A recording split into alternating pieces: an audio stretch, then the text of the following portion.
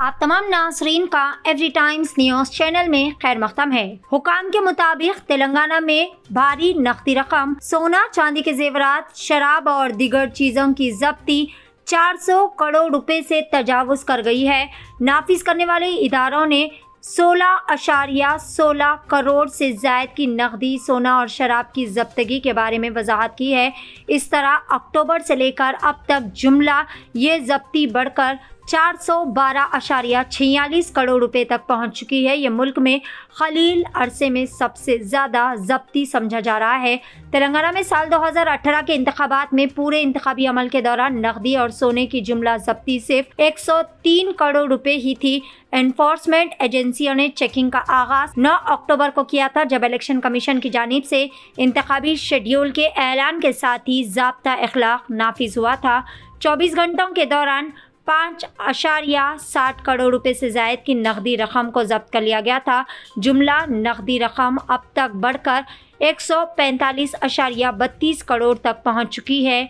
Chief electoral officer के दफातर से जारी करदा आदाद शुमार के मुताबिक 30 अक्टूबर की सुबह 9 बजे से 31 अक्टूबर की सुबह 9 बजे के दरमियान 2.76 करोड़ रुपए से ज़ायद की कीमती औजार यानी कीमती जेवरात को जब्त कर लिया गया है। नाफिज करने वाली एजेंसियों ने अब तक 251 किलोग्राम सोना, 1080 किलोग्राम चांदी, हीरे और प्लैटिनम को जब्त कर लिया, जिसकी जुमला मालियत 165 करोड़ रुपए से ज़ायद बताई जा रही है।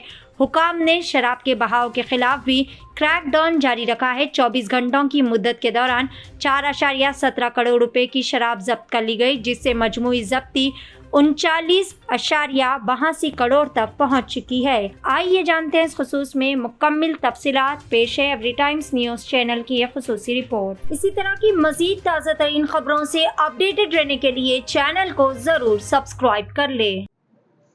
FMCG बिजनेस मॉडल में एक पॉन्जी स्कीम के 2 बंदों को आज गिरफ्तार किए। एक कृष्णम राजू, दूसरा राम बाबू। ये दोनों पहले FMCG बिजनेस करते थे। वो टर्नओवर बढ़ाने के चक्कर में दूसरों से इन्वेस्टमेंट लिए और कुछ दिनों के बाद इनको लालच ज़्यादा होके ये पैसे जो ले रहे इन्वेस्टर से उनको 6% महीना उनको इंटरेस्ट देने के लिए प्रॉमिस से बहुत सारे लगभग 200 इन्वेस्टर से लोग ऑलमोस्ट 400 to 500 करोड़ कलेक्ट किए। और इनका भी बिजनेस पहले चलता था, उसके बाद ये लोग जो नए इन्वेस्टर्स आए उन लोगों से पैसे लेके पुराने इन्वेस्टर्स को इंटरेस्ट देते हुए ऐसा 2, 3, 4 साल चलाए। और अभी 2019-2020 से ये स्कीम पूरा शुरू हुआ। अब जब नए इन्वेस्टर्स आना बंद हो जाता है तो पूरा ये स्कीम कोलैप्स हो गया।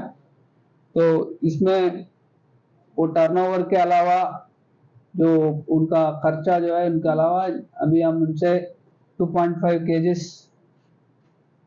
सोना रिकवर किए। और ये जो लोग हैं वो अपार्टमेंट्स खरीदे, लैंड्स खरीदे, उन सबका लगभग 40 करोड़ से 50 करोड़ का वैल्यू होगा।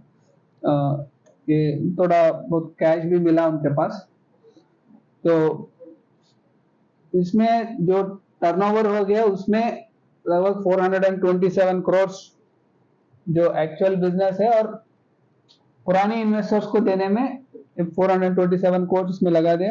ये 50 करोड़ जो इनका इन्वेस्टर्स मतलब एम्प्लॉइज जो डिस्ट्रीब्यूटर्स का नेटवर्क जो एस्टैब्लिश किए, उसमें उनको पेमेंट के लिए, उनका तनख्वाह के लिए 50 करोड़ उसमें चला गया। और दोनों एक 20-20 करोड़ का मिसअप्रोप्रिएशन किए इसमें। और 12 करोड़ जो है वो कैश ट्रांसफर करवाया, वो कैश गोल्ड ऑर्नामेंट्स के जरिए गोल्ड बिजनेस वालों से कैश बदला करवाया।